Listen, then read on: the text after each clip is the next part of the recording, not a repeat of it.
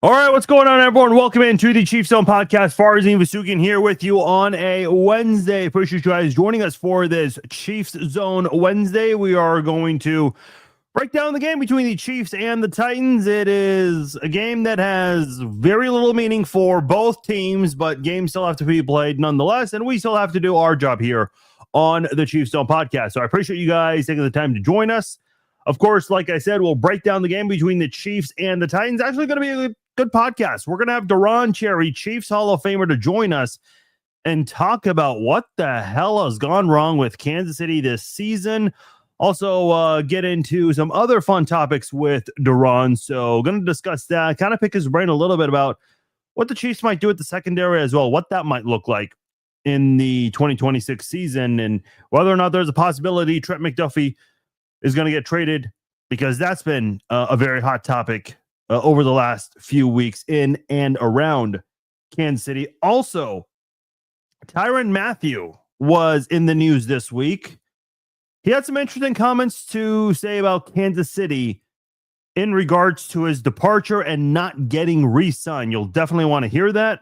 Puka Nacua, our wide receiver for the Rams, he had some very interesting comments about NFL officials. You'll want to hear that. All of that and more here on this episode of the Chiefs Zone podcast. Appreciate you guys joining us here on a Wednesday night. This podcast is brought to you by SeatGeek. The NFL season is starting to wind down. Playoffs are starting up real soon. Bowl seasons happening right now with college football, NBA, NHL, college basketball, whatever it is you want to attend. Baseball season coming up real soon. Get your tickets from SeatGeek. That's where I go to for all of my sports ticketing needs. And if you're a new SeatGeek customer, you can use my promo code Farzine and you will save $20 off your first purchase from SeatGeek. Go to SeatGeek.com, get your tickets at checkout. New customers can enter my promo code Farzine, save $20 off their first order from SeatGeek. All right. How are we doing tonight? How are we feeling? It's been a very crazy week, obviously, for Kansas City, especially on the Patrick Mahomes front with his surgery that was completely unexpected. So for those who missed it, and the numbers were off the charts Monday night, so I really do appreciate everyone who tuned in. We did a podcast. It was great. It was live streamed. We uploaded it to Apple, Spotify, all the other websites where you can listen to the audio version. And I was getting ready to watch some Monday Night Football because I had not even paid attention. It's funny. We were talking about the Chiefs' struggles offensively and how, they were fine in 2022 with some of the receivers they had, including Marquez Valdes-Scantling, and suddenly he was dropping passes the next year. Well, he happened to score a touchdown while we were talking about all of that. But I was getting ready to watch Monday Night Football. The news breaks. The Chiefs announced that Patrick Mahomes had surgery Monday night, and a lot of people had questions about how in the world did you get that done in essentially 24 hours, maybe a little more. Rick Burkholder, the head trainer, athletic trainer for the Chiefs, spoke today. Didn't really provide much details on that because I think there were some questions with the LCL coming up, because Andy Reid did say no other ligament damage was done. I think there are some questions about swelling too. The flight from Kansas City to Dallas, and how did that impact the swelling of the knee, all of that, and be able to do the surgery right away. It's obvious why he did it. It's with the attempt to be able to come back as early as possible, because listen, there's never a good time for an injury. If you get injured, if you have a season-ending injury, a torn ACL, let's just say, in training camp, well, all the preparation, all the hard work in the offseason and OTAs, and for whatever portion of training camp you got to participate in, or if it happens in the preseason, it's all for nothing. Or early in the season, same thing. You're going to miss that entire year. And then if it's an injury you suffer late in the year, well, it's going to impact next season. This is going to be a very interesting offseason for Kansas City, how they choose to attack that quarterback position, because they don't have a quarterback that's under contract. I know Gardner Minshew, he is not under contract for next season. I believe Chris Oladokun is a free agent as well. He just signed a 1-year deal worth $805,000. So, or $840,000, excuse me. The 805 was the year before. So Oladokin's been re-signing on one-year deals. We'll see what the Chiefs do.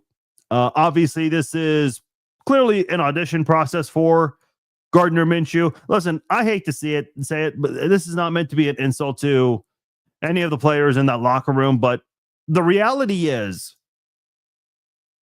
these 3 games for Kansas City, they're preseason games now. They are preseason games, and you're trying to figure out what you're going to do with your quarterback position in the event Mahomes is not ready. Listen, I don't know if he's going to be ready or not. I can't say for a fact. I know everyone's bringing up Joe Burrow, Adrian Peterson. They had a quick recovery time, quicker than expected when they came back from torn ACLs late when it occurred for those 2 guys.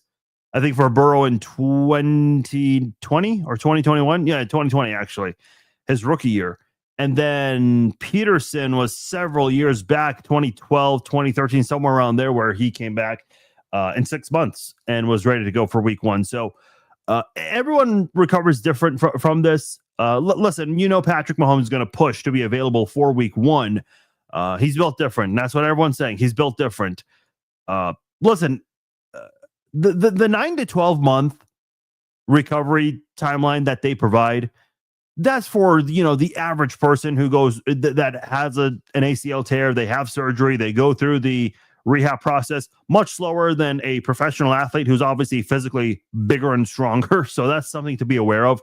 Listen, I have no doubts that Patrick Mahomes will do everything to try to get back into being ready for week 1. My biggest concern is two concerns.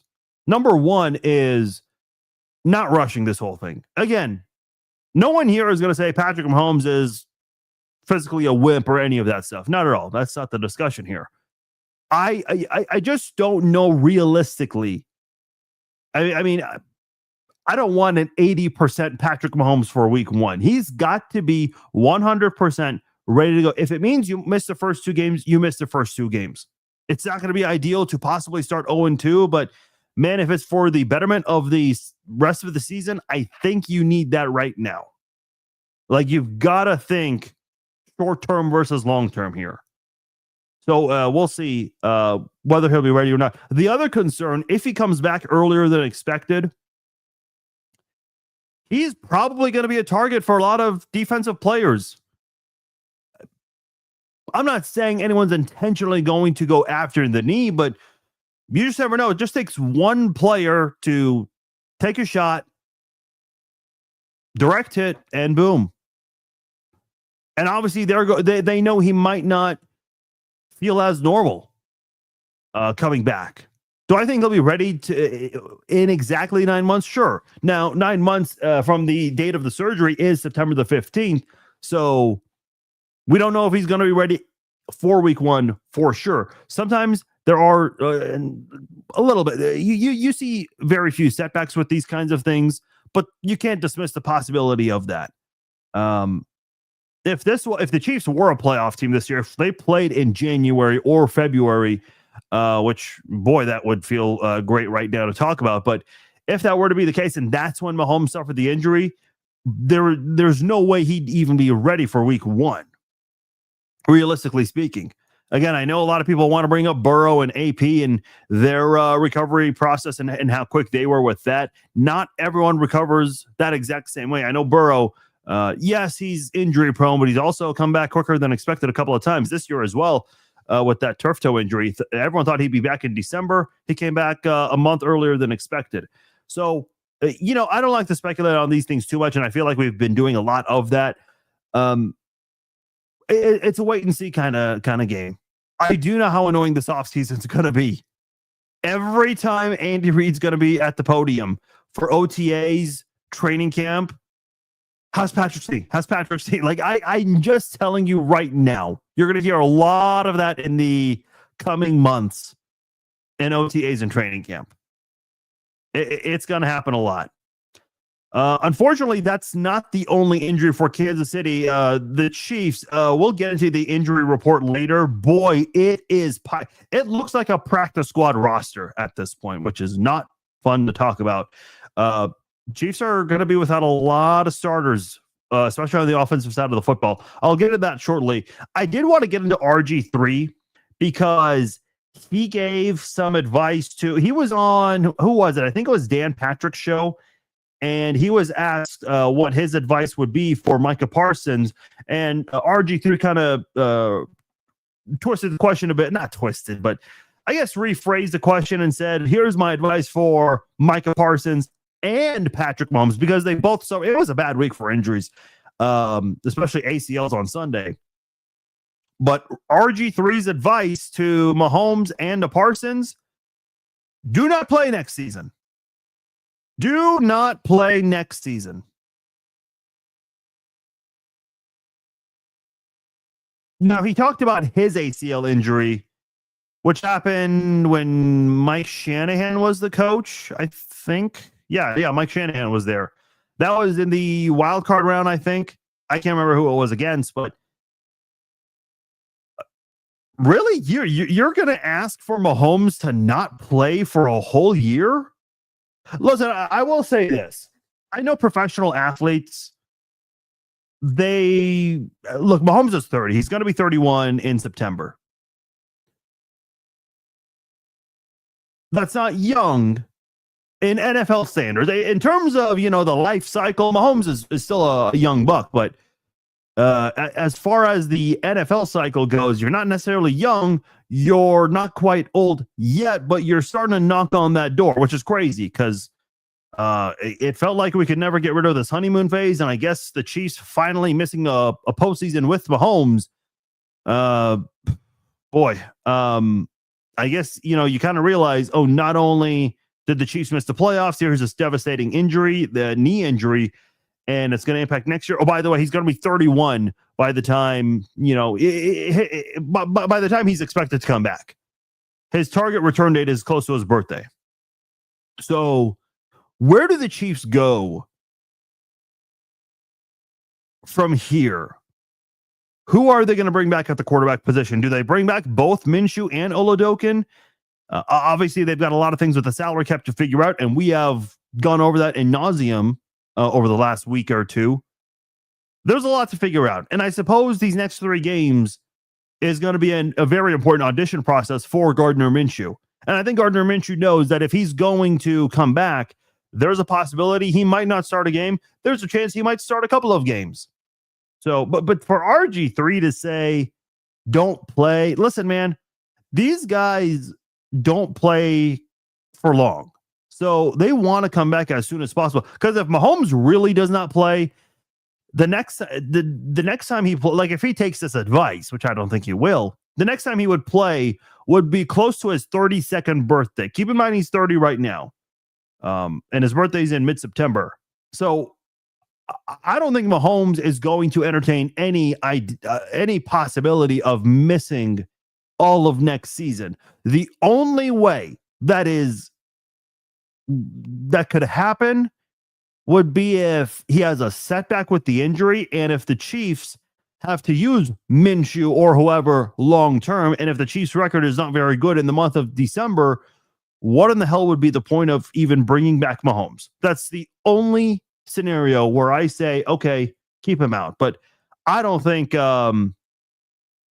need to have a big discussion about whether or not Mahomes will miss all of next year. I think he'll be ready in September, at the worst October.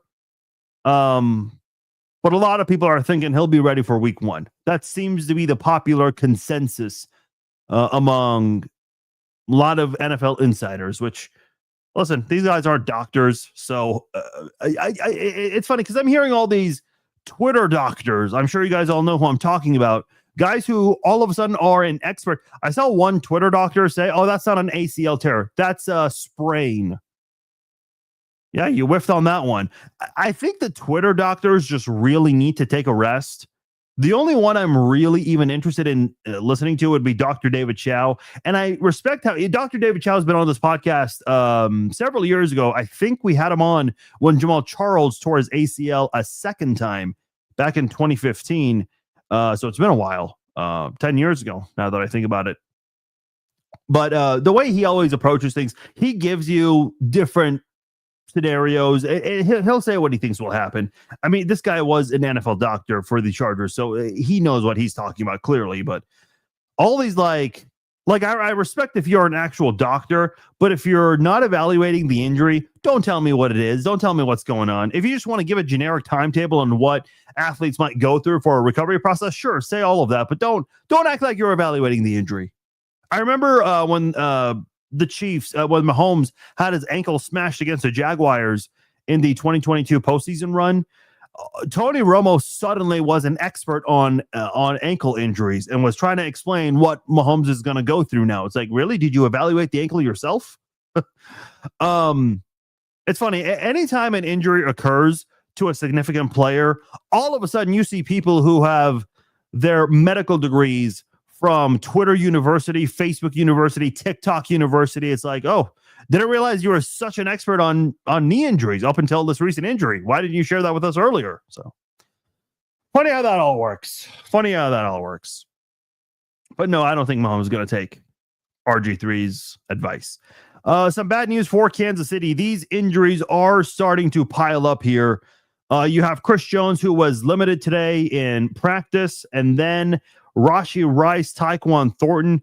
They were both out of practice. They didn't practice due to being in the concussion protocol. That ain't good. Jalen Moore has a knee injury. When it rains, it pours. No other way to go around it. I mean, the Chiefs are going to be without a lot of starters for this game. There might not be anything from Rashee Rice. Trent McDuffie did not practice today. Leo Chenal did not practice today. Boy, it's a long list of guys who didn't practice. Chris Jones had a hamstring injury. It's unclear. This is not something the Chiefs gave a heads up about. So I don't know if this is something he suffered in practice today. I guess we'll find out tomorrow. But boy, this is a stack of injuries just piling up this year. This season can go to hell for all I care. But your starting offensive tackles are probably going to be Esapole and Chuck Godric. That's going to be interesting. Who are your primary wide receivers going to be? I guess Xavier Worthy, possibly Hollywood Brown, who practiced in full today. And then Jalen Royals, finally? Are we finally going to get Jalen Royals? Is Nico Remigio going to play some wide receiver here? Are we going to see Brashard Smith line up as a receiver a lot in this game? I mean, I have no idea what the Chiefs are going to do, but boy, the list of injuries continue to grow. It's a season that's getting worse and worse as it goes on. Did any of you guys listen to Travis Kelce's podcast today? I'm curious because Travis Kelce did not say a whole lot. Didn't say anything. To me, that was big in terms of breaking news. It seems like over the last few games, whenever the Chiefs recap a game, it seems like Travis Kelce is trying to say as little as he can. The longer the season goes on, which I get. I mean, listen, this is a guy who wears his emotion on his sleeve. We see it on the field and we hear it on the podcast. He does not sugarcoat anything, whether it's his own play, the way the team plays. He is very open and honest about his feelings about what's happening, good or bad. It got a little interesting today. And I noticed this when I listened, when it dropped this morning. I didn't really think it was a big deal, but I got a couple of texts about this and I saw it all over social media. Travis Kelce was talking about the Mahomes injury and was going over Mahomes coming back for next season. He kept saying the Chiefs are getting back Mahomes next season. He didn't say we are getting back Mahomes next season. So I spoke to Mike Pennell Tuesday night, and I'll drop a couple clips of the interview on Thursday for you guys to check out. But when I spoke to Mike Pennell, who, by the way, is a free agent this year, he kept using the term we when talking about next year to me. And I straight up asked him, I said, hey, I hope this is not too early to ask, but I noticed you said we in terms of next year. Are you wanting to come back and play again? He said he definitely wants to play and he hopes it's here in Kansas City. So for what that's worth to you, for Kelce to not use we in his podcast today in terms of talking about next year, I guess we can't really dismiss that. I personally did not look into that too much. I remember Charles Omenihu did an interview on FS1 and was saying we, even though he had not signed a contract yet for next year. Whenever I think of something like this, whether a player uses we or not for next year, one thing that does come to mind is Billy Butler. When the Royals lost the 2014 World Series, that was Game 7 to the Giants, a heartbreaking ending. And then the Royals invited the public to Kauffman Stadium to just give the players one last send-off before they end the year. And they let a few of the key players talk on the mic for a minute or two just to address the fans.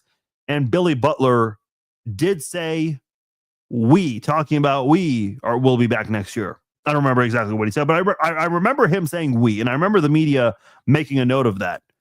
Billy Butler ended up playing for the Oakland Athletics the following year. Listen, me personally, I don't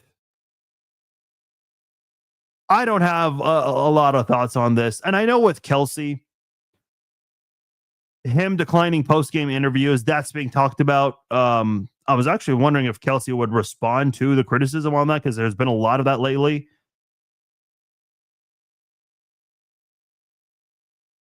Listen, I think you should make yourself available post-game, good or bad, win or lose. You can't be like Ronda Rousey, who loved all the glory and the attention when she was winning, and then when she lost her 2 UFC fights by knockout, she did not want to be seen by anyone on this planet.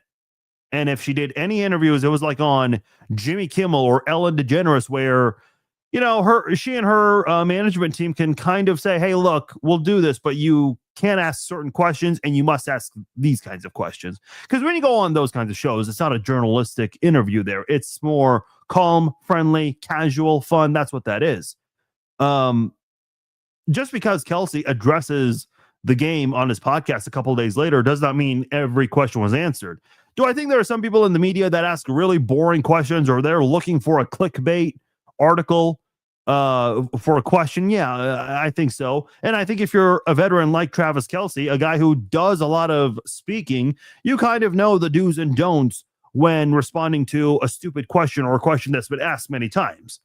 You can just give a one. I remember in the Super Bowl this past year, before the Super Bowl, the week leading up to it, somebody asked, and listen, I know there are a lot of clowns who get credentialed for these Super Bowl media week events.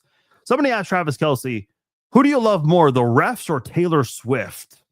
Like, what were you expecting? Were you really trying to piss him off and elicit some angry response? Kelsey handled that perfectly. He goes, great question. Who's got the next question? That's all he said. That's the best way to handle it.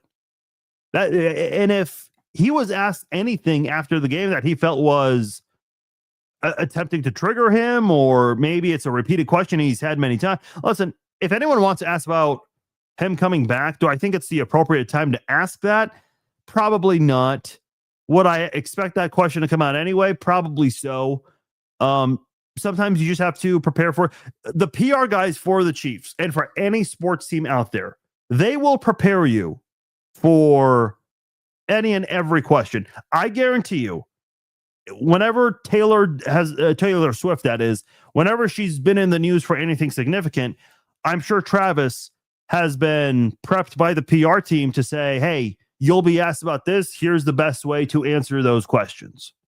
Like, I know Taylor Swift has her docuseries right now on Disney Plus, and Travis is featured on that. If you saw the trailer, I haven't seen any of the episodes yet, but I'm sure Travis will be asked about appearing on her docuseries, and I'm sure the Chiefs PR team has prepared him for how to answer that question whenever Travis Kelce does a press conference next.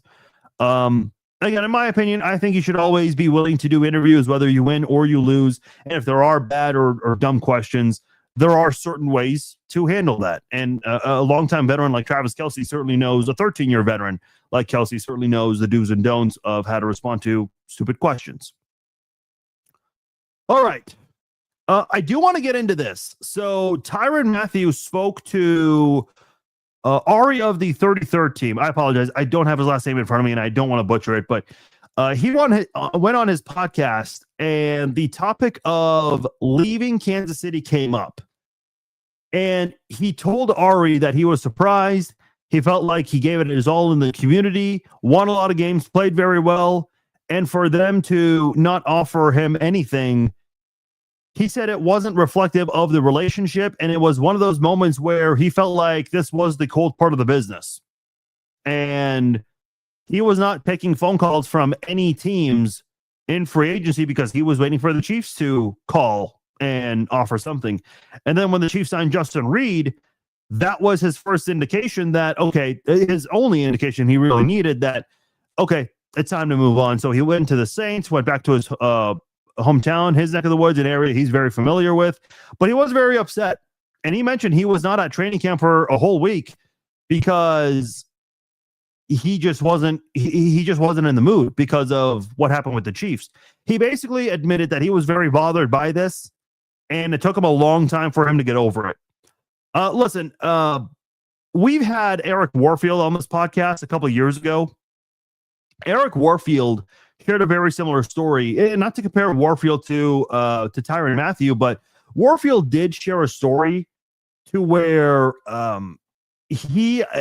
don't think he was traded, but he was not retained by Kansas City after the 05 season. And he went to play briefly for the Patriots in 06. I think he was just on their offseason roster or on their practice squad. I can't remember. But he admitted that he was bitter about not being retained. I think any player that's played for the Chiefs and did not stay in Kansas City, I think there was immediate bitterness because you knew that there was something special going on in Kansas City, and you didn't want to leave in the midst of this run here. Like do I think Frank Clark wanted out and go to Denver? Absolutely not. I'm sure he wanted to do everything possible to stay in Kansas City rather than go play for Denver. He didn't even end up staying a whole year in Denver. He wanted out. And look, Mike Pennell's come back. Kareem Hunt's come back. Jody Fortson's come back multiple times. Marcus Kempes came back multiple times. There's a reason why guys come back. I mean, do they want to make sure they have a paycheck and be able to play football somewhere? Yeah, of course. But I think familiarity is important. I think another thing that's important is culture. And there's been a great culture in Kansas City. And sure, it may not look like it this season with some of the sideline frustrations and the losses, but there's a reason why a lot of guys have come back. Tyrann Mathieu, that 2021 season, that was not a good year for Tyrann Mathieu. Missed on some coverage plays, missed on some tackles, and missed tackles was already a serious issue that year already with Dan Sorensen that season. But the other big thing, and I know this is what a lot of people think of when they hear Tyrann Mathieu's name in Kansas City, is the comment he made on an Instagram post where somebody was lashing out at Chiefs players, basically talking about how bad they are, and Tyrann Mathieu responded by saying that this is a toxic fan base. He did a press conference the next day. If you remember, that was when they were doing a lot of Zoom press conferences at the time. Tyrann Mathieu spoke the next day. He apologized, took his words back.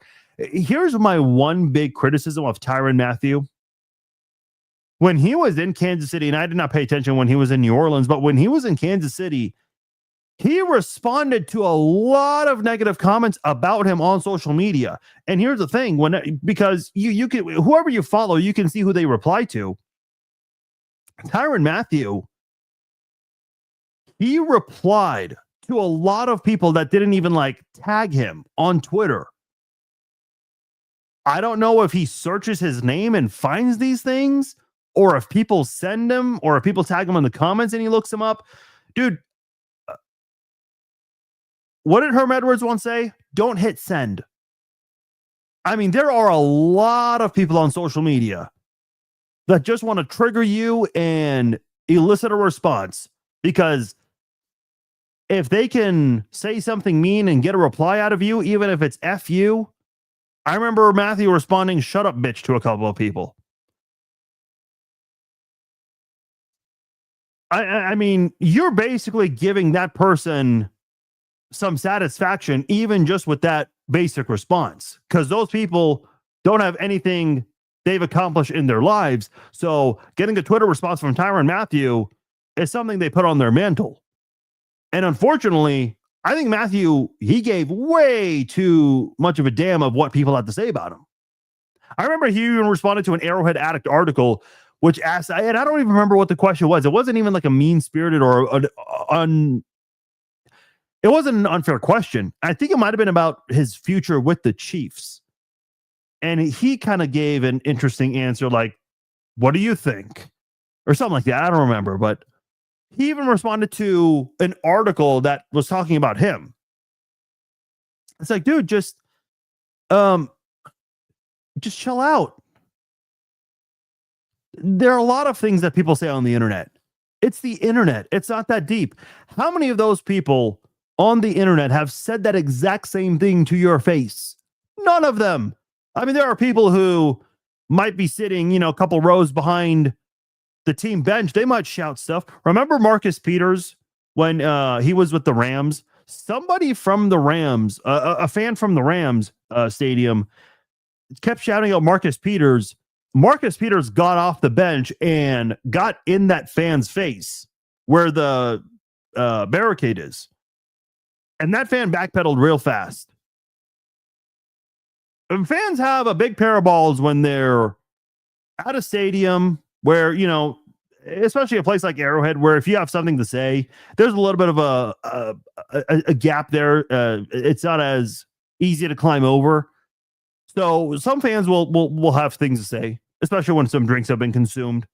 People will definitely have a lot to say on Twitter. Listen, and I see your comment, Andrew. I agree. Fans have the right to boo, cheer, criticize. I agree with you. As long as it's in good faith and not mean-spirited, yeah, I think criticism is warranted. I think people are allowed to have opinions. Just because you're a fan does not mean you can't have a negative opinion. You are allowed to, especially with the amount of money. I agree with you. The amount of money you spend, the amount you invest in this team, merchandise, tickets, whatever. But he just cared way too much about what people had to say. Dude, and listen, I was very critical of Brittany Mahomes for a long time. Not for a long time, but I remember in the very beginning when she and Patrick started to get a lot of fame, her especially, because anything connected to Patrick, his girlfriend at the time, now his wife, his mother, his brother, everyone around him started getting a lot of attention. And I think Brittany was not really sure how to handle that attention. She responded to a lot of negative comments. I remember the Chiefs lost a game one time several years back, and she had a tweet that said, "Don't try me. You want to try me? I'll block you." Why? People are just trying to elicit a response from you because they don't have much to be excited about anyway. So getting a reply out of you when you're pissed off is a big sense of gratification for them. So I just felt like here's my point with Mathieu. My guess, and I don't think the team will ever confess to this, I think his comments on social media was the reason why they didn't want to bring him back. They felt like he was way too occupied with what people had to say about him. I mean, people would talk about Tyrann Mathieu during the game, and then after the game, I guess in the locker room, he was on Twitter responding to people like, why, dude? You can't even you shouldn't even be thinking about that stuff. Listen, I'm not as big as Tyrann Mathieu, but sometimes I'll get negative comments. If it's like, something stupid, I'll have like a smart ass response and be like, you misspelled your. You like, they'll say you're an idiot and they'll use the wrong your. That's fun to respond to. But I mean, there are some people who will like write paragraphs, which I don't have the time or place to read, but you'll just see how long the comment is. Here's what you don't do. You do not respond. Like literally, you do not. The block button and the mute button are undefeated. But I think that's something that Tyrann Mathieu just should have been more aware of, in my opinion. All right, before we have Deron Cherry on the podcast, I wanted to talk about Puka Nacua.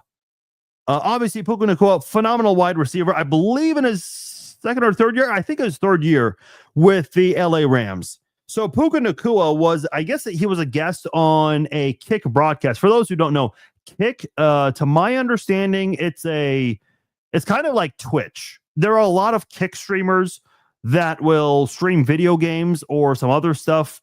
So I guess he was on Aiden Ross's Kick. I apologize. I don't know who Aiden Ross is, but obviously he must be pretty big if he had a guy like Puka Nacua on. So he had Puka Nacua on, and the topic of the referees came up. That's always good. And here's a quote from Puka Nacua. The refs are the worst. These guys are lawyers. They want to be on TV too, bro.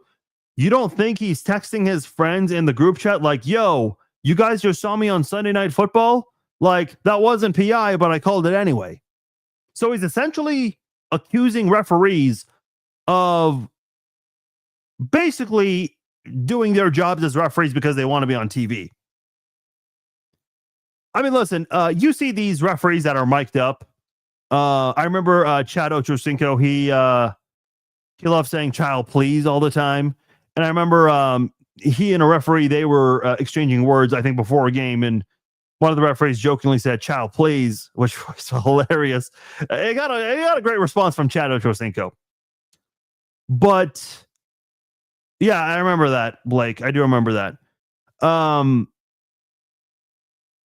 I mean, sometimes you have referees who are mic'd up and they'll have interactions with players, with Patrick Mahomes, Josh Allen, whoever. You see it all the time.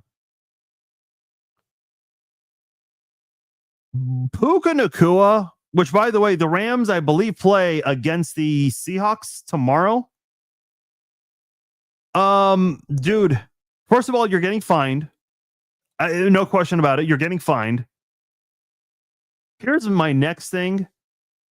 How much are you guys willing to bet this guy's offensive pass interference numbers are going to magically start to go up? Oh, you think referees don't know this stuff? Of course they do. Of course, they're very well aware of narratives out there about them. Referees are going to start to let things slide. I guarantee you, you're going to start seeing defensive pass interference calls or non-calls against Puka Nacua. Just watch. Pay attention to some Rams games. And listen, I like the Rams. I like Matthew Stafford. I think there's a very good chance they might win it all this year. But boy, if you're Puka Nacua, get ready for a fine. That I can say for a fact. But oh man, there is a very strong chance that you're going to see defensive players get away with holding interference on Puka Nacua, and you might even start seeing some OPIs called on Puka Nacua. Not saying I encourage that, but don't be surprised if you see that coming. Don't be surprised if it happens. A good friend of the podcast, Chiefs Hall of Famer, and a guy who does a lot of great things in the community here. We are very excited to bring back on Chiefs Hall of Famer, Deron Cherry. Deron, thank you so much for joining us here on the Chiefs Zone podcast. How are you, sir? Hey, Farzine, great to be with you. Excited, holiday season, happy, and excited about getting a little break here pretty soon. So, no, it's all good. Yeah. Yes. I know it's a busy time for you, and I do want to get into that with your foundation. Obviously, the holiday season, a lot of people are busy this time of year, so I definitely do appreciate you making some time for the podcast. But you did mention a break. I think in terms of football, we're going to be getting a break a little early this year, unfortunately. So we'll get into that. I'd love to pick your brain on some of the things that have been happening this year. But as far as your foundation goes, I was there for the auction that you guys had earlier this year, which was a lot of fun. With your foundation, the golf tournament. That was my first time going to a golf tournament in any capacity, because I'm not a golfer. That was a lot of fun as well, especially rubbing elbows with so many former Chiefs over the years. And I know your foundation still keeps very busy. You guys have some stuff coming up in the next week, if I'm not mistaken. Yeah, we're doing some giveaway stuff in the next week. We've been really focusing on our partnership with Target and getting people, we're getting a lot of their donations, and then we're turning that around and putting that out there in the community where people, non-for-profits, can come and pick up items, whether it's clothing, some food, stuff like that. As you well know, Farzine, You know, economy has struggled and people are hurting. You know, budgets have been cut, so a lot of the resources that a lot of these not-for-profits would see during this time of the year, they're not seeing. So we're just trying to bridge that gap, what they were accustomed to having, and then utilizing the stuff that we've been able to accumulate to be able to pass that along and give to these not-for-profits that need that support. So yeah, Christmas time is it's a wonderful time. You know, we adopt families for Christmas. We've got our buddy Noah, who's doing his own little thing. Noah's the He's man. He's blowing the up. man. And social media. Here's a kid that I met through Camp Quality, and now he's turning it around and making a huge impact in the community, doing stuff for the homeless and just paying it forward. And you know, it's special to see that happen. Yeah, that's awesome. And Noah introduced himself to me at your auction event last year. Said he checked out the podcast, listened to the podcast that you were on. I think it was the very first time you were a guest on the podcast, and we've connected. We've gotten to know each other. We're buds. He's a wrestling fan. I'm a wrestling fan. So it's been a lot of fun getting to know Noah over the last year. So that's really cool to see him giving back, especially with what he's overcome. And I've shared that story on my social media as well. And so some of my followers have gotten to know him as well. So that's great. You guys are doing that. And I'm sure we'll see some of that on social media as well. I know a lot of people, if they go to the website, DeronCherryFoundation.org, and I believe you guys already have a date for next year's auction event and the golf tournament. Is that correct? That's at the end of September. You know, the last week in September, we have the event. We have the dates penciled in. I'm not sure what the date is right now, but yeah, we've got the date finalized for our auction and then our 2 days of golf. So it's pretty exciting. Yeah, I will say I highly recommend going to the auction event. It's a lot of fun. It's a packed crowd. And everyone's having a good time there as well, especially with some, again, the auction. I've never been to an auction until I went to your foundation gala event, and that was a lot of fun. And then the golf tournament, it's fun as well. Getting a chance to play golf and rub elbows with some former Chiefs, and not just Chiefs players, some other athletes that have been in the Kansas City area as well. Mizzou, KU, Wichita State, K-State. So it's always fun. Anything else you wanted to add to that people should know if they've never participated in any of these before?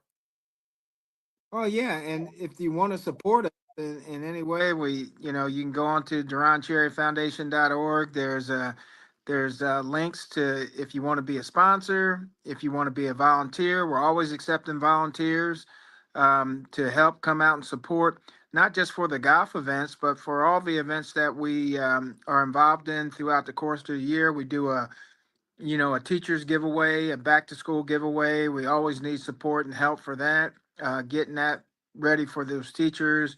We're providing supplies for their classrooms and their students free of charge. And so it's been successful the last couple years. The teachers really appreciate it because then they don't have to go into their own pocketbooks to go fund on their own dime some of these supplies that they need. We're providing it to them for free. So that's a big event that we have. And like I said, the other events that we do here at my office, where we put out stuff and have not-for-profits come in and pick up, food, clothes, you name it, car seats, baby strollers, furniture, whatever it is. We'll have that a couple times a year too. So just excited. There's a whole list of stuff that you guys can support us with. Go to our website and really, really look forward to, having you guys come out and support us and support by volunteering or providing resources. It would be greatly appreciated.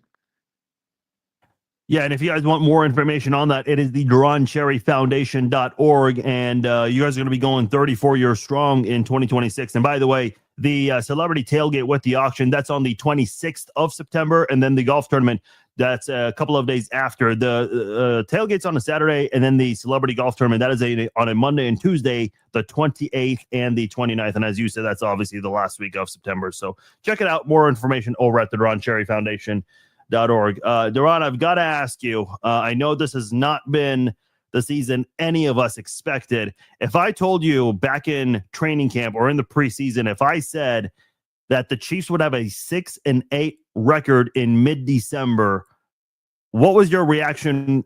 What would your reaction to that be? And how many times would you have said, I'm crazy? I would have said it 100% of the time. You're crazy. There's no way that that's going to. I mean, I was excited. I knew there were going to be some challenges early in the season just because you got some new faces in there, younger guys that didn't really have the experience, but I was hoping that, they would gel together after maybe the third week and they would be good. And Farzine, it just hasn't happened. I mean, it's just been up and down, and we kind of saw it early in the season, the inconsistent play, too many penalties, too many mistakes. Um, Patrick seemed to be not comfortable in the pocket, especially early on. And then all of a sudden, the dreaded thing that you hate to see that makes every great team look average is the injury bug. And then when that injury bug hits, and you've got players going down, especially on offense, tackles, you name it, it's really difficult to overcome that sometimes. And I think that's what we saw with this football team. The ability not to be able to overcome the injuries that came up, especially to the offensive line. Yeah, I'm really glad you brought up the mistakes here. And listen, I do agree. Like, injuries never help. Though I will say, last year, both the Chiefs and the Lions, they dealt with a lot of injuries last year, and they both found a way to win 15 games and the number one seeds. Obviously, the Chiefs are out of the playoff picture. The Lions, that one's going to be close. They might miss the playoffs as well, but there's still some time for them. But on the Chiefs side of things, I'm just wondering if there is a coaching issue specifically with offensive coordinator, because I know everyone's talking about this right now, and I think there's enough data to kind of support this. The drops are back. Andy Reid said in one of his press conferences recently, he goes, I don't know where that came from, because we're seeing Rashee Rice drop some critical passes on 3rd and 4th downs in the 4th quarter. Juwan Taylor, and I know he's not playing recently because of injuries, but he's committed 55 penalties since joining the Chiefs in 2023. 46 of them have been accepted, by far the most of anyone during that span. What I'm trying to get at is, with the drops coming back, and I understand last year there were a lot of injuries, so they kind of gave Matt Nagy a pass as to why the offense could not excel. But now it's like, okay, they were at full strength at some points this season. Yeah. And they have these issues. Is there a coaching or a discipline issue going on here? Because these all started ever since Matt Nagy became the OC. Yeah, I don't know if it's a issue. Coaches coach, players play. The execution is not on the coaching side, it's on the player side. And the players have to execute. When the ball goes through Kelsey's hands, let's say in the Philadelphia game, they're getting ready to go in to score. It probably would have changed the complexion of the game. Yeah. The ball's right there in his hands. He misses it. The guy picks it off and runs the other way.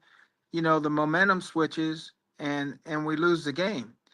But who would have thought that a sure-handed guy like Travis, the ball's going to go through his hands and it's going to be picked off and returned. And we've seen a number of those incidences this year, with Travis, with other receivers, either dropping balls or those passes leading to interceptions, or guys not being running the right route, and the quarterback's thinking he's going one way and he goes another way, or he's throwing long when he should throw short. I mean, it's just been so many of those plays that have disrupted or have been drive killers for this team. And this offense is predicated on, marching down the field, long drives, taking what the defense gives you. And then when you're 3 and outs, you don't get into a rhythm. And so now you got a offensive coordinator who's now maybe got to call the game a little bit differently, because now they're getting down to where instead of having 10, 11, 12, 13, 14 possessions, you're down to 6 or 7 possessions during the course of a game, which is not good for any offense. So I just see this. I mean, I see it on both sides. I see so many things happening, mistakes, penalties that times, but Farzine too. I think some of these penalties you could even put in the category that, the Chiefs have been targeted, right? For so long, everybody's saying, they've been getting all the calls, getting all the calls, getting all the calls. And then all of a sudden it just seemed like some of these were, the officials got together or the coach on the opposing team says, hey, watch number 74 before the snap. He gets off too soon, da da da da da. And there's a penalty. And then you look at the other team and their guy, it doesn't make any sense to me. Some here. I was at the game with my son the other day and we're talking about Noel Williams. 2 games back to back, he gets called for holding when he that was jammed. bad. Come on, who makes that call? And what are you doing? In order to make that call, you got to be looking for it. It just doesn't happen because if you see what really happened, then you wouldn't make that call. So it's been unfortunate. I think there's been some calls that have just been ridiculous. Not calling that pass interference call in the Chargers game. Yeah. These are big. That makes a big difference. And for an official at this level not to be able to see that, I don't know. So it's a combination of a lot of things. Luck's not on our side. In the past, yeah, we were getting calls. Not to say they were unnecessary calls, but we were getting those calls, and it just seemed like it turned this year, and it's unfortunate, but sometimes that happens in the game of football and the game of life. Sometimes we're not always dealt the right deck of cards, right? And we got to try to open best we can. This particular season, we weren't able to overcome them. Listen, as a former defensive back yourself, I'm sure you watch that and you're like, man, I wish I could have gotten away with a couple of interference calls. You go into it, then if you're a defensive player, you're going, okay, from week to week, how are these officials going to call a game? If I go up and jam the guy and he slips and falls, am I going to be called for a penalty? Or, now I'm forced, now I got to play cautious and, I can't play the way I'm accustomed that I want to play, be physical with the receivers because I'm going to get the calls. I mean, it's like the Dallas game. How much pushing off was CD Lamb doing against McDuffie, right? Yeah. But right, because and a lot of times, that receiver, the rule states, that receiver's not supposed to extend his arm, right? Yeah. He can push out on him as long as his elbow is bent, but as soon as he goes straight, that's a penalty on the offense. They weren't calling that, but they were calling it on defense for holding. I did want to say something like I have, and listen, I know you're not trying to make excuses as to listen, bad officiating happens. Every team deals with it. But here's my thing. I think there is such an easy fix. And I've been saying this for years because what does the NFL like to do? They love to brag about the viewing experience. We have high definition professional cameras better than before. We even have cameras on the pylons. We have cameras right above the players with that sky cam, whatever they call it. But yet, for whatever reason, there are a couple of penalties that are reviewable, like 12th man on the field. That's easily reviewable. But you can't review a pass interference. You can't review a holding. And replay assist. Replay assist has been weird. What was that game? I can't remember which game it was. Replay assist incorrectly said that Mahomes or whoever was out of bounds early, and then it's not a first down. It's like, what is the point of replay assist? Well, and that's and the point of replay assist. If you're going to have replay assist, then in some of those cases, you can go to replay assist and make the determination pretty fast. You can see that it didn't happen that way, pretty fast, So when you have replay assist, yeah, it's there's a good and a bad to it, but there's a lot of times that they can use replay assist and get the call right immediately rather than waiting for that to happen. Yeah. If only Roger Goodell would do media as much as players are required to do media, which, by the way, I did want to get into that. I know we alluded to the drops and the mistakes that keep happening. There's been some conversation on social media because I guess the media, they're pointing out that, hey, Travis Kelce is not answering questions after games. Rashee Rice was not sticking around. He left the locker room before the media could even get there. I do remember back in 2008 when I was covering the team. The Chiefs lost a lot of games that year. Larry Johnson, Tony Gonzalez, they were not willing to do interviews because they were frustrated. At the time, there wasn't a strict policy on interviews. Now they're pretty strict on that. Everyone knows Marshawn Lynch, was made an example of when he got fined for not doing interviews the whole season. Some people are saying, hey, who cares? Like, why? What do they need to answer for? And some people feel like they should have to speak to the media the same amount they would after a win. Do you have any thoughts on players not willing to do post-game interviews after a loss? Yeah, I don't know what the big deal is, why you can't do interviews. I think my whole career, I was available after a loss as much as I was after a win. Um, to me, it doesn't matter. I mean, you're going to be asked some tough questions either way. You can take the time and answer those questions. Um, has it changed? Maybe it has. I mean, I think some players are more guarded now because, um, you don't know the intentions, and I'm not saying you, Farzine, but then there are some reporters out there that their intentions aren't in the best manner, right, to these I do agree. players. They want to try to get clicks on their page rather than really tell the truth, so players don't trust them. So if a guy walks up to you and says, "Hey, I want to interview," and the guy looks at it and says who it is, and go, "No, I'm not doing the interview. I know what you're about. I know your stories. I know what you're leaning to."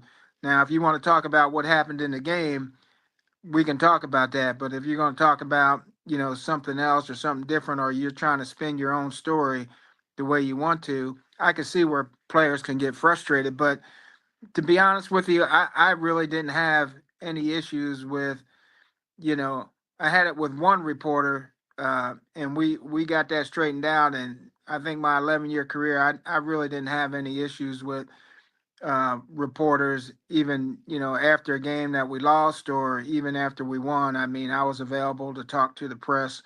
I think there's got to be some sort of obligation from the players to be able to be professional. Um, you can always ask the question, "Hey, what are you writing? What are you trying to tell here?" Before I answer the question, and that way you have control of the interview more so than the reporter does. But I don't see where there's a problem doing interviews afterwards. I think every player should have that responsibility, at least to talk to the press if they're going to ask a question, because you want them when you're doing good. So you need to accept it when it's not good too.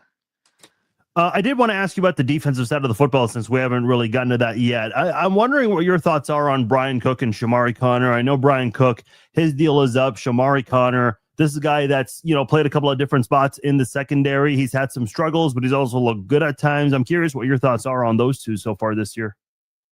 Yeah, I see some bright spots with them, but I see a lot of inconsistent play. I see, times where, I question, what were they thinking out on the field, based on situational football.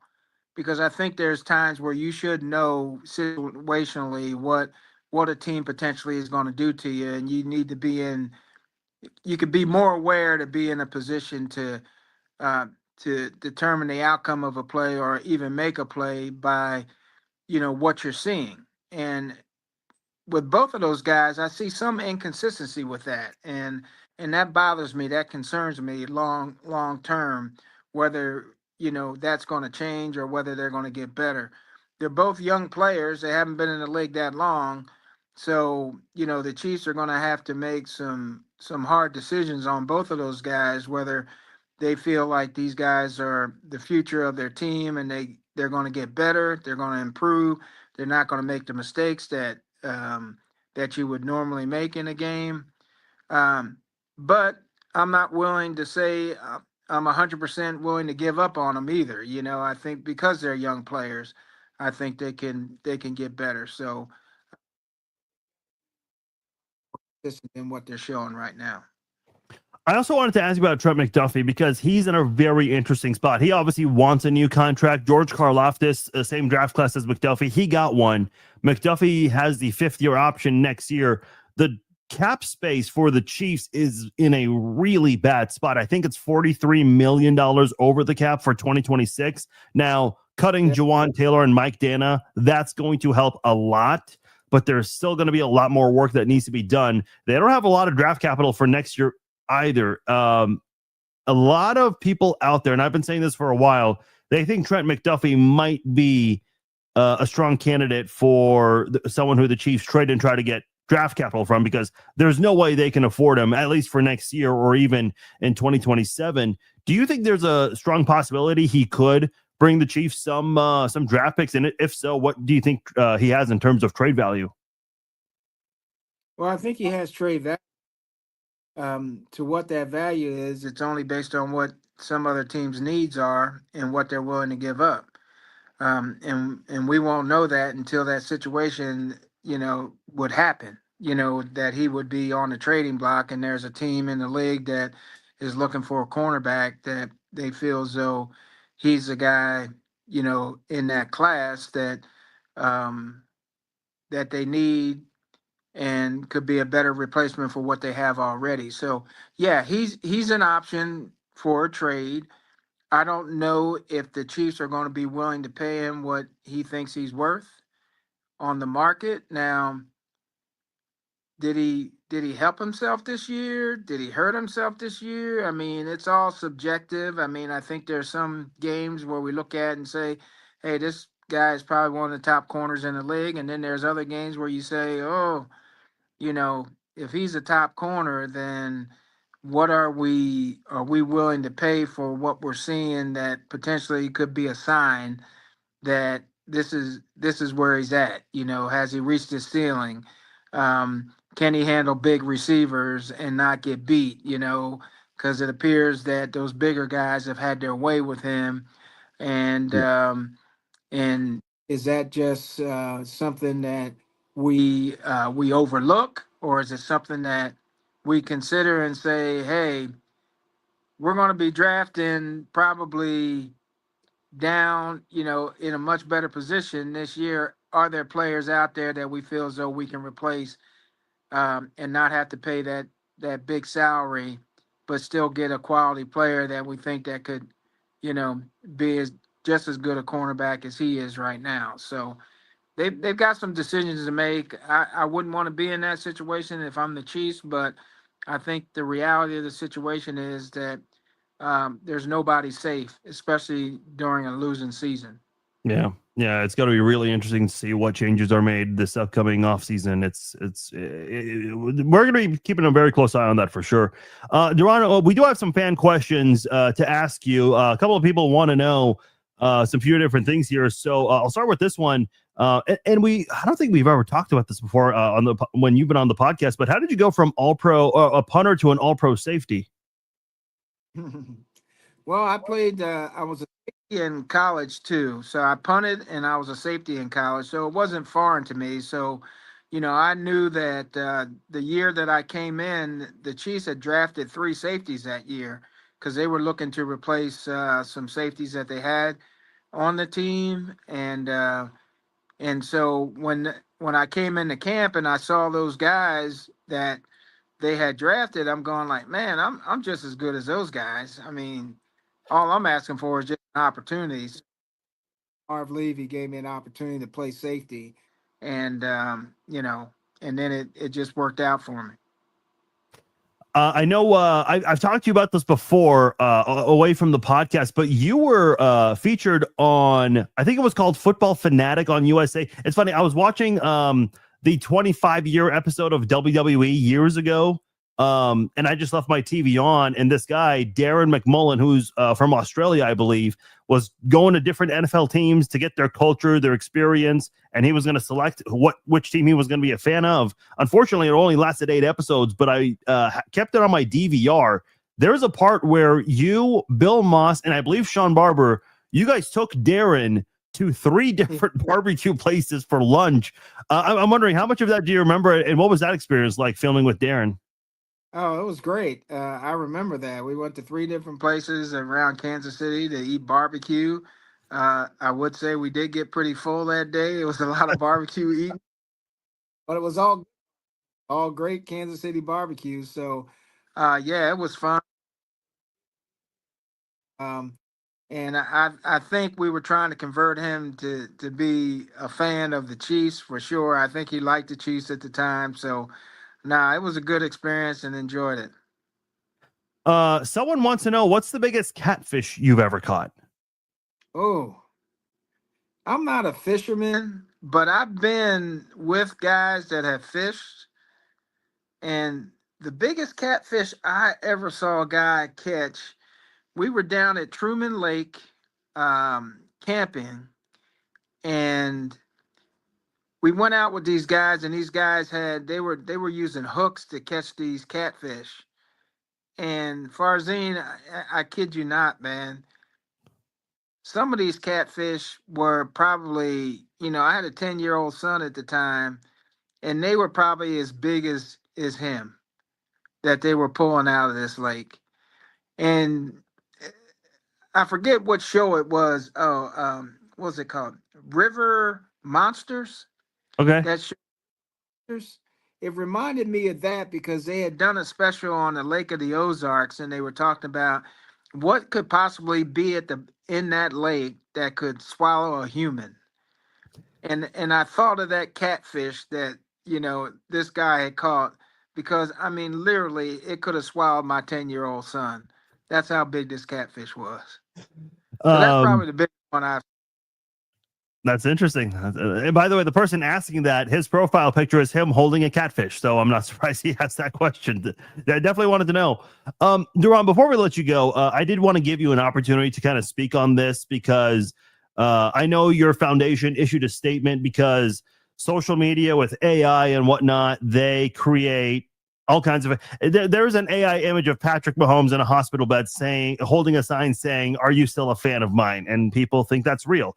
There's another one of Andy Reid allegedly adopting an abandoned baby, and there's a lot of hair on his head, which we all know Andy Reid, he's bald, he's got short hair. So people believe a lot of things. For those who don't know what I'm talking about, there were a lot of comments made about your health specifically. You obviously look like you're in great health. You've lost a lot of weight, so obviously a lot of that was not true. I know your wife was quoted in that statement as well. Is there anything you want to say in regards to, I guess, fake news and now with AI images and how people are crafting these things? I think it's an injustice, really, that people are doing this type of thing. I got quite a bit of phone calls from people, friends, people that care about me, that were concerned about me enough to call me and say, "Hey, what's going on? I'm reading this stuff. Is it true?" And of course, it wasn't true. And my wife pointed it out to me, and she's the one who firstly responded first to that Facebook post and said, "No, he's fine. He's doing okay." I mean, to say that some of the things that they say, they don't realize how much harm it does, not only to the individual, but to the family. I mean, my kids are sitting there reading this stuff, thinking that, okay, what's wrong with my dad? Is this true? No, it's not true. But you have to explain that, and then all your friends and people that care about you, and not to mention, I'm a businessman too, so I do a lot of business around town, and how can that affect you? If you've got some banker sees it, and you got a note with the bank, and the bank says, "Oh well, I better call this note on this guy or something like that," because he's got dementia, he's sick, he's not gonna make it, he's ready to die, so we better make sure we get. I mean, all these things, you don't realize the impact it has. And just right after mine occurred, I wake up on a Sunday morning, I'm heading to church, and somebody calls my wife and says, "Hey, did you hear Bobby Bell died?" I'm going like, "What?" And it was reported on supposedly the Chiefs website and all this. And I go look and I don't see anything. And I said to my wife, "Call Bobby." Call Bobby up, because Bobby's like, to my kids, he's like their grandpa, Yeah.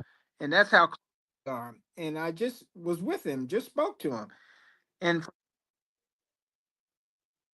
you realize that some of this stuff is just terrible to put it out there, and you know I mean, you kind of wonder, what are they benefiting from this? Is it just the clicks, or is it monetary? I don't know what it is, but it's unfortunate that this stuff is happening, and it's happening at a pretty large scale. To That really makes me concerned, and I think it should make everybody concerned about what is actually being consumed and what is actually true and what is fake. And if we're going to be a society where nothing that you see or read or hear you can believe, then we're going down the wrong direction for sure. I remember there was one right after the Super Bowl. And I'm aware of some of these pages. It said that DeAndre Hopkins just re-signed for 4 years. Another one was saying that the NFL granted amnesty and they're not going to suspend Rashee Rice. And I had people comment on my page. They're like, why are you not posting about this? Folks, I know what's real and what's not.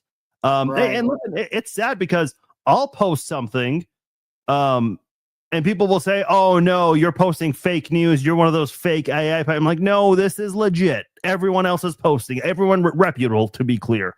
So, yeah, it is unfortunate. And to answer your question, what they're benefiting from it, I mean, there is money to be made on these things, especially if you're getting a large quantity of likes and comments, which unfortunately, when you make up stories like this, it'll garner a lot of attention. And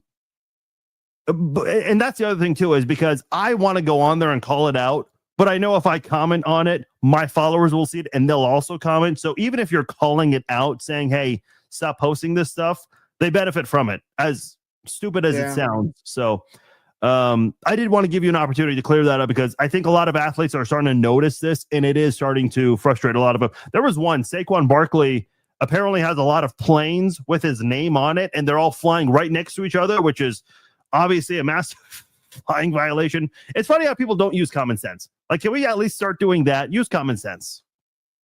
I tell you, it's crazy. I mean, I even saw, one that was similar to mine was about Priest Holmes. And the fact that he doesn't live in, he's down in Texas. I mean, somebody put it on our WhatsApp page for our ambassadors, our Chiefs ambassadors, and happened to call him and find out that wasn't true. That was all fake news. So it's gone around. It's unfortunate, but I guess it's Barzine. It's unfortunate, but you just have to be diligent and get the truth somewhere, wherever that is. Yeah, and I will say another way you can know it's fake, they copy and paste the exact same thing. They just change the name of the person. So hopefully the people who run these pages start waking up and start shutting that stuff down, because they used to do it, not anymore. So, but I'm glad you were able to speak out against that. One last time before you go, Deron, if anyone wants to attend next year's Celebrity Tailgate, it is on September the 26th. That is a Saturday. And then the golf tournament with celebrities, Trent Green, Christian Okoye, Jan Stenerud. That was an honor meeting him. Many others who have participated over the years. It is going to take place from September the 28th to the 29th. That is on a Monday and a Tuesday. And if you want more information, I know you've spoke a lot about volunteers and other events. You can get more information over at the Deron Cherry Foundation.org. Before we let you go, anything else you wanted to add about the foundation? No, we just we're always constantly doing stuff throughout the course of the year. So just look us up. You'll see there'll be a number of events during the course of this year that we'll be having. So just continue to watch out and look out for us. What we're trying to do for our zine, as you well know, is be that representative in the community that's helping our community in a positive way, helping our community grow. We do a number of different things, from working with kids that have cancer to screening kids that are in school to make sure that they're healthy as they start their career in education. Work with first responders and to make sure that we're able to provide some resources to their families when their loved ones are, either tragically shot or injured in the line of duty. So we're doing as much as we can in the community. We just started a grant program this year for our zine, where We've asked people that smaller nonprofits that needed some support. So this year we're going to give away about a little over $12,000 to, I think it's about 7 or 8 different non-for-profits. One of them is a 14-year-old girl who's providing clothing and assistance to the homeless. And so we provide her with a grant, and then some other really great smaller organizations that are looking to make an impact. So we want to support those people like that, and we want to continue to do that and make it bigger over the years, because we know that there's such a huge need in our community that we feel like we can reach out and help, at least give support to, and let those organizations know that somebody sees them and sees what positive impact that they're having in the lives of so many people who need it out there. So that's what our foundation is about, and we're going to continue to do that as long as I'm alive. God has blessed me with this platform and opportunity to be a blessing to somebody else. I'm going to do it for as long as I can. 34 years strong. Great stuff, Deron. I appreciate everything you've done in the Kansas City community over your time here in Kansas City. Greatly appreciate it. Deron, thank you so much. Merry Christmas to you and your family. I'm sure we'll keep in touch. Enjoy the Christmas and holiday season, and we'll keep in touch and talk soon. Absolutely. Thank you. Happy holidays to you too.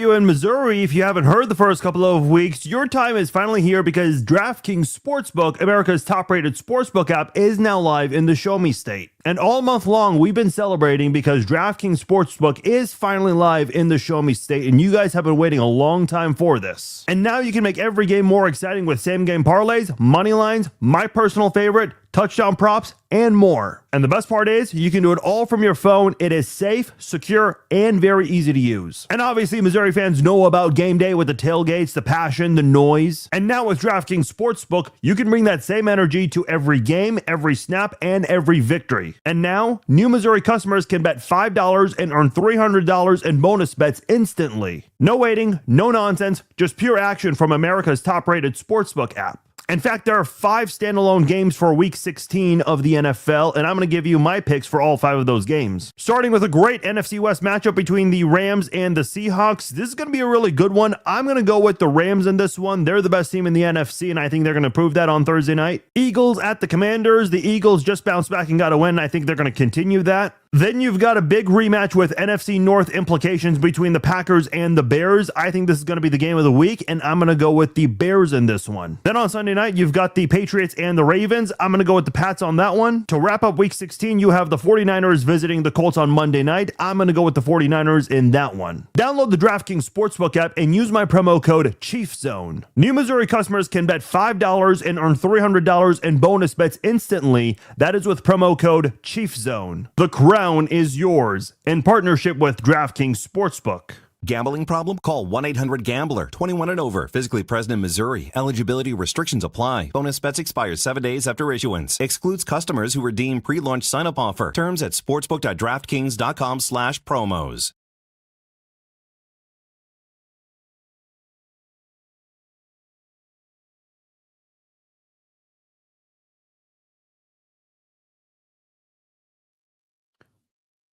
All right, it is the home stretch here on tonight's episode of the Chiefs Zone podcast. And by the way, big thank you to Deron Cherry for joining us here on the Chiefs Zone podcast. I can't recommend the Celebrity Tailgate event enough. Now, me personally, I'm not a golfer, so I would never partake in any celebrity golf tournament, especially since I would make a fool of myself. But if you are a golfer, which many of you are, work on your golf swing and get ready for late September, because they are doing the celebrity golf tournament. It's a 2-day event. Now, you don't have to attend both days, but the way it works is there are groups of 5, I believe. Yeah, it is. It's a group of 5. It is a celebrity with 4 other people, and they've had a lot of Chiefs players. I gave you the list, a short list of some players who attend. It's a long list. Guys from the Super Bowl 4 team, all the way to guys who played recently with guys who are with this core unit of Chiefs players that we have right now. So check it out if you haven't done so already. DeronCherryFoundation.org. All right, let's get into Chiefs versus Titans. Woohoo! I'm sure everyone is thrilled and ecstatic for this game. The Titans are 2-12. The Chiefs are 6-8. Did not think we'd be saying that in mid-December. Well, the Titans maybe, but the Chiefs sure as hell not. This will be on CBS. For those of you who've been complaining about Tony Romo for so long, well, be careful what you wish for. Yes, we are getting our two favorite announcers in Kansas City, Kevin Harlan and Trent Green. And with all due respect to Kevin and Trent, they're not the A-list announcers. And when you're getting Harlan and Green, that's not good. Now, I think they're like third-tier announcers on CBS, so they're not doing the terrible. I think the Chiefs are still viewed as like one of the premier teams, even though they're not good this year. They're still, a hot ticket or a must-see team nonetheless. So they're not giving you the bottom-tier announcers on CBS. But listen, you guys wanted Kevin Harlan, Trent Green, you're getting them. It's just when you're getting Nance and Romo, that's usually a very, very good thing. Unfortunately, that's not been the case for Kansas City lately. Referee for this is great. Don't get me wrong. I love hearing Harlan and Trent. Would love to hear more of them, just under better circumstances. Referee is Clete Blakeman. The odds favor the Chiefs by 3 points. They open as 3.5-point betting favorites. That dropped to 3 after the injury report came out. The over-under 37.5. That is tied for the fewest, along with Las Vegas and Houston. That is all courtesy of our friends over at DraftKings Sportsbook. Now, looking at the injury report here, it is not a very good sight to see. There you have it right there. That is your injury report. And let me zoom in a little more. Tyquan Thornton, Rashee Rice, Jawan Taylor, Jalen Moore, Trent McDuffie, Leo Chenal. Obviously, Josh Simmons is out. You're going to be without your top 2 offensive tackles, top 3 offensive tackles, and your 2 most effective wide receivers. That is not good.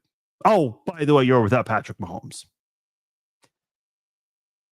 The good news, at least you're not fighting for a playoff spot, because that's when you would have real big concerns. You don't really need to lose sleep over that going into this game. Now, on the Titan side of things, Cedric Gray, who is one of the better linebackers in the league, he did not practice due to a concussion. Amani Hooker had an illness. He should be fine. Van Jefferson, wide receiver, dealing with a back injury. And also one of their guards, one of the better guards in the NFL, Kevin Zeitler, did not practice due to a groin injury. We'll see how that goes as the week goes on.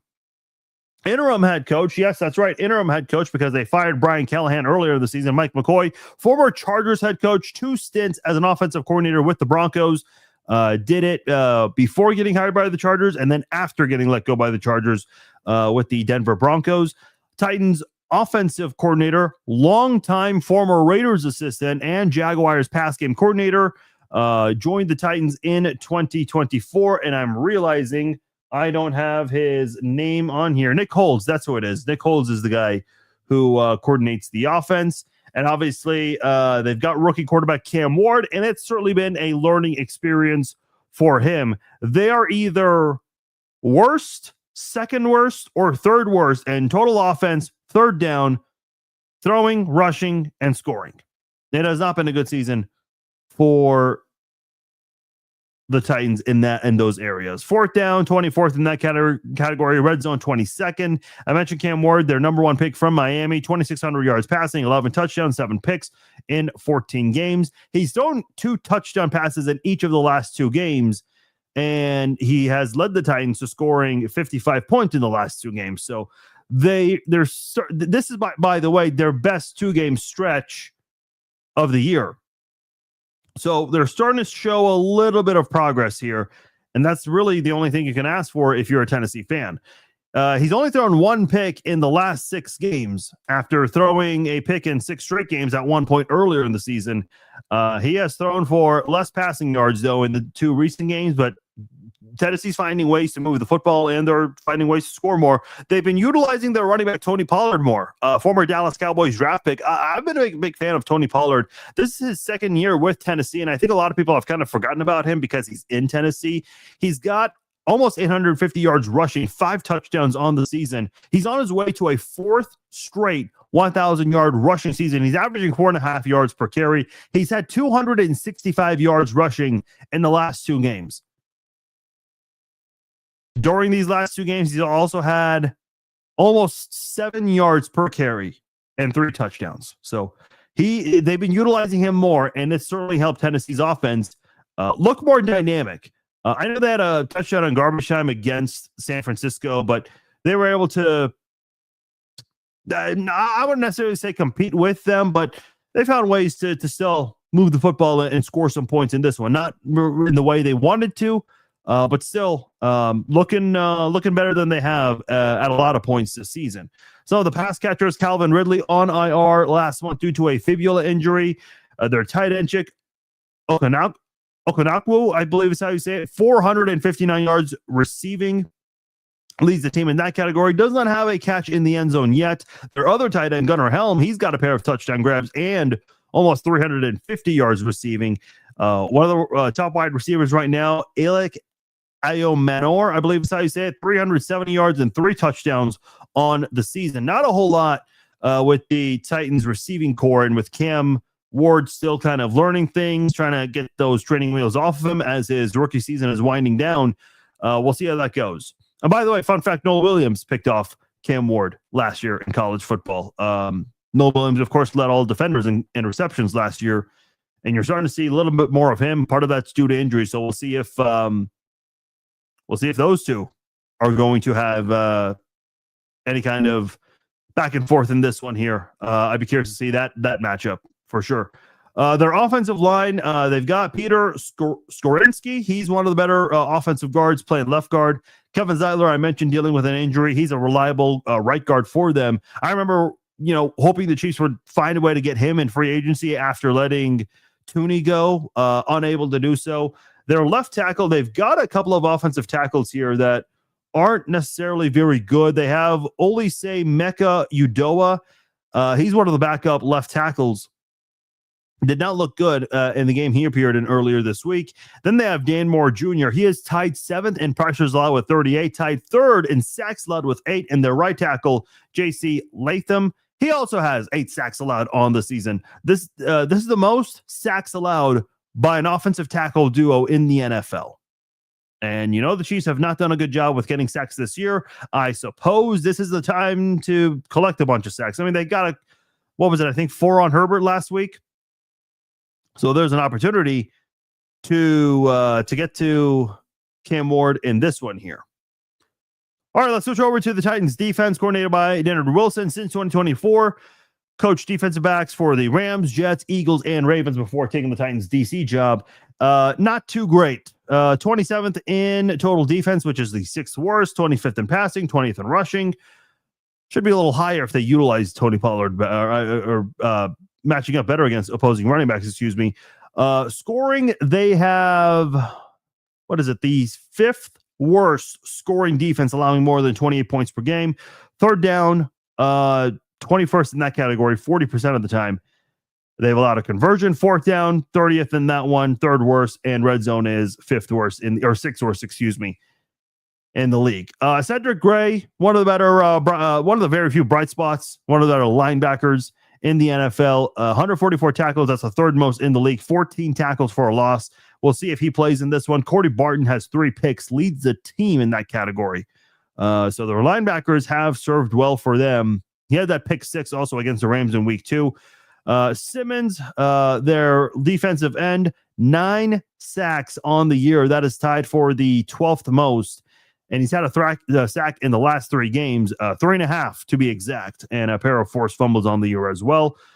They've also got Devondre Sweat, one of the better nose tackle pluggers there. They've also got Sebastian Joseph Day, solid defensive end for them as well. Jahad Ward, former Minnesota Viking, he's got 4.5 sacks on the season. Arden Key, part of that edge rushing unit as well. Their secondary, it's been a very interesting year for their secondary. Not very good either. They have Roger McCray. He went on to the Rams. Their safety, Xavier Woods, is on IR after dealing with a hamstring injury this week. Jarvis Brownlee Jr. is with the Jets. And by the way, I think the quarterbacks that they got rid of, McCrary and Brownlee Jr., I believe they are on IR as well. So even when they left Tennessee, still did not end up going well for them. But the defensive backs they have now, not the greatest. Amani Hooker, again, we'll see if he plays.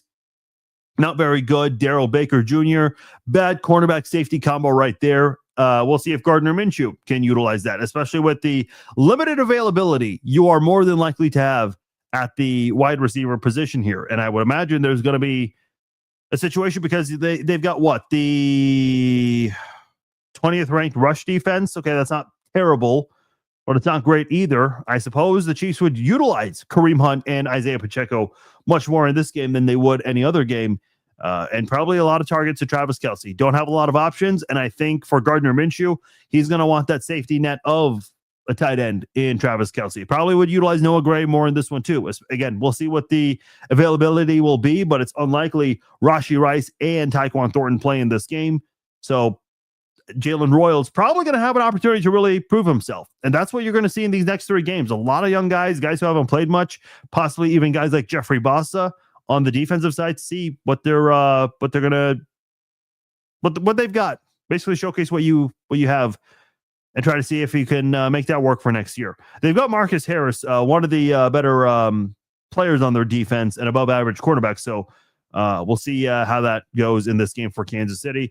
Titans special team coached by John Fassel, former Cowboys and Rams special teams coordinator, was the Rams interim head coach in 2016, right before Sean McVay got there. Their kicker, Joey Sly, 23 of 29, not great, just below 80%. Johnny Hecker, their punter. Shimari Dike with 1,413 kick return yards. That is the most in the NFL. He's also got 359 punt return yards. That's the 4th most. He's got a pair of punt return touchdowns this season. Safe to say, he is the best return specialist in the NFL today. So field positioning is going to be very important in this one. The Titans team that's got a lot of inexperience, a lot of bad players, and then you've got Kansas City dealing with all of these injuries. Offense has already been an issue before the injuries started stacking up, and even more so now. Field positioning is going to be very important in this one. I think it's going to be the 2nd straight game. I did not think it would have been the case last week, but that's what it ended up being, a 16-13 loss to the Chargers. I'm going to pick the Chiefs to win this one, but I'm not too confident in this one. Listen, you all know the situation. I think it's going to be low scoring, though. I'm going to go 17-13 Kansas City. That is my prediction. They opened at 3.5. Now it's at 3. I think they cover it. But again, I think this is also a game. If you're into doing parlays and whatnot, this is probably one of those games to stay away from because a lot of uncertainty. This is essentially a preseason game, and you don't know what it's going to look like. So that is my prediction. I'm going 17-13 Kansas City in this game. That'll do it for this episode of the Chiefs Zone Podcast. My name is Farzin Vasugian. Thank you all for joining me. Once again, thank you to Deron Cherry, Chiefs Hall of Famer, for joining us here on the Chiefs Zone Podcast. And thank you for making this podcast part of your night. If you missed any part of this podcast, it'll be archived shortly on Facebook, YouTube, X, Apple, Spotify, anywhere where you can check out a podcast. And if you guys enjoyed it, hey, please let a friend know. Share it. Click the share button. Let them know as we are getting closer and closer with the season winding down. I'm Farzin Vasugian. Thank you all for joining us on this Wednesday night. I will talk to you all Friday, 5 p.m. Central Time for the Red Friday Q&A live chat. Take care.